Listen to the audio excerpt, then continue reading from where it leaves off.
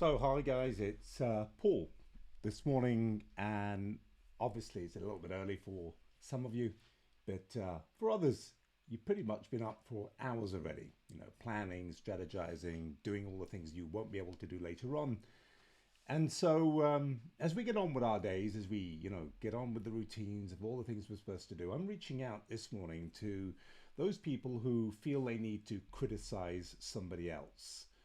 Criticism, the overtones or the connotations associated with criticizing are often negative. They're often seen as something which is, a painful experience. But if you think about it, criticism is an absolutely essential part of making sense of the world, communicating, you know, getting on with each other. Because if there's something I don't agree with or dislike, and there are valid reasons for it, and I need to tell you about it, then if I don't tell you about it, then I'm not being honest. So if I'm not being honest, then the question is there really a relationship, right?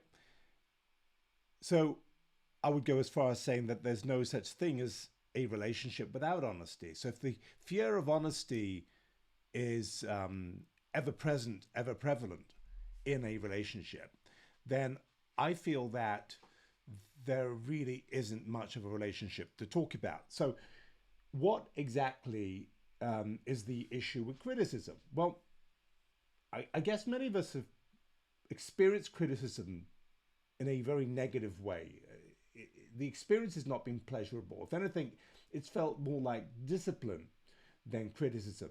And so, because of our own experience receiving or being on the receiving end of criticism, we tend to shy away from it ourselves. Or we do it in a way that is almost aggressive in the hope that the person taking the criticism won't take it personally.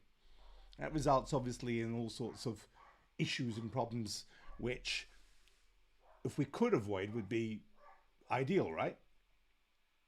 So, how do we criticize in a way that allows us to keep relationships? Because the only reason we don't criticize, therefore, is because we're afraid that we might hurt people or break relationships. So there is a way, and the way I would teach it would be to first of all agree with the person assertively, not aggressively, not submissively, that there is an issue. So you need to express it very clearly without sounding aggressive or in any way accusatory, and tell them how you're feeling.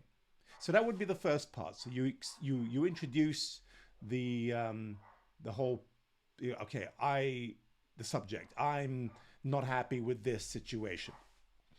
And then from then onwards, you take it on to the next stage, would be, if necessary, produce any evidence. Because if you don't have any evidence to back up the claim that there's an issue, then the problem becomes, how can you criticize someone if in the first stance they don't accept that as a problem, right? So maybe you need to present some evidence. Now, of course, if you're talking about an experience with someone close to you, it's not a work environment, then it's a bit weird, first of all, difficult and weird to present evidence because it feels very formalized, right? But in a business environment, that would absolutely make sense.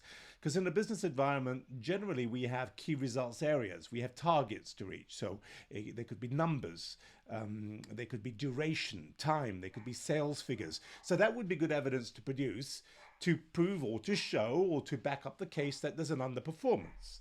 And then when it comes to the qualitative, so not the quantitative, the qualitative, that is the attitudinal, behavioral aspects of areas which we need to criticize, it's very difficult to produce the evidence, but you need to try. Because one of the problems is, as I said earlier, you can't make any progress in criticizing if you don't agree that there's a problem in the first place. So that's the first stage. You need to work hard, in a non-aggressive way, very assertively, to agree that there might be an issue. Now, there might be an issue for you, but not for them, but at least they need to admit there's an issue for you.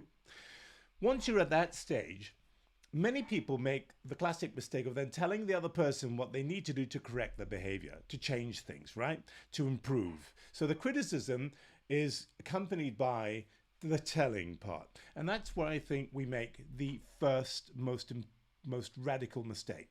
Don't do it. In my experience, it works better, and I train and teach and coach this, when we turn around to the person and we tell them, we ask them why they think that thing happened. What is the reason behind that behavior or underperformance? Why does it go on? So let's say it's toothpaste and somebody in your family leaves the toothpaste lid open, the cap open.